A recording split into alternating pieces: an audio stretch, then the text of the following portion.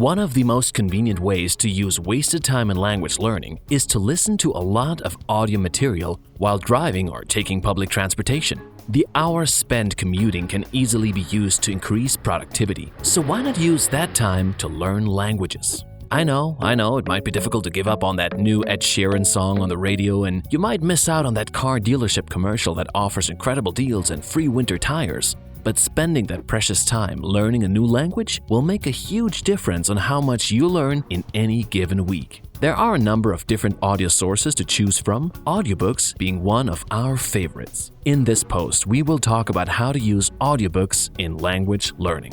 One of the main advantages that audiobooks have over other sources, such as movie audio or music, is that you hear a constant flow of words. As you might have guessed, action scenes and instrumental sections are not very useful in terms of language learning. Another major advantage of audiobooks compared to other audio material is that they're often well pronounced and articulated. They are recorded by professionals that have a lot of training and proper diction. Well, I try.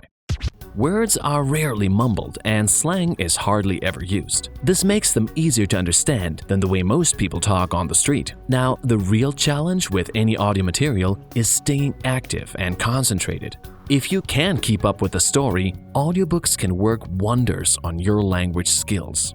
You don't need to understand everything, only enough to stay entertained. We recommend learning at least the very basics if you want to use audiobooks to their full potential, because audiobooks are a lot more effective once you reach a certain level. If you're drowning because you don't understand a single word, your attention will drift away very quickly. The same will happen if you're not enjoying what you're listening to. This is true for everything, but keeping a real active focus on audio-only material is especially difficult. If you've listened to audiobooks in English before, you will understand what I mean. If the narrator is boring, your mind goes to more interesting places. So it's important to choose material that matches your current skill level. But there are a couple of things that you can do to increase the amount of words you understand. First, it can be helpful to listen to the translation of an audiobook you are already familiar with. So let's say you're a real die-hard Harry Potter fan.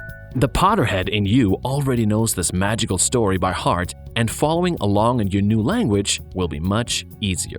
Another helpful thing you can do is to listen to audiobooks through your phone or tablet. A lot of audiobook apps out there have a speed feature.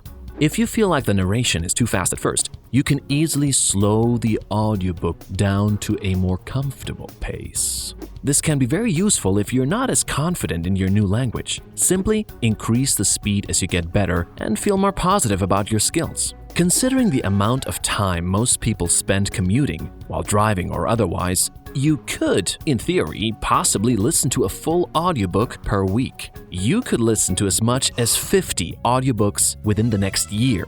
Talk about a huge amount of progress. Okay, this is just my crazy idealistic vision. Audiobooks are becoming increasingly popular. You have a wide array of choices. A single audiobook can give you many hours of practice and can even be listened to a few times for increased benefits. So, go ahead and find a good audiobook that keeps you entertained. It is an amazing way to include language learning in your busy schedule. If you liked our video, be sure to give us a thumbs up. For more language learning, check out our website at OUINO.com. That's OUINO.com.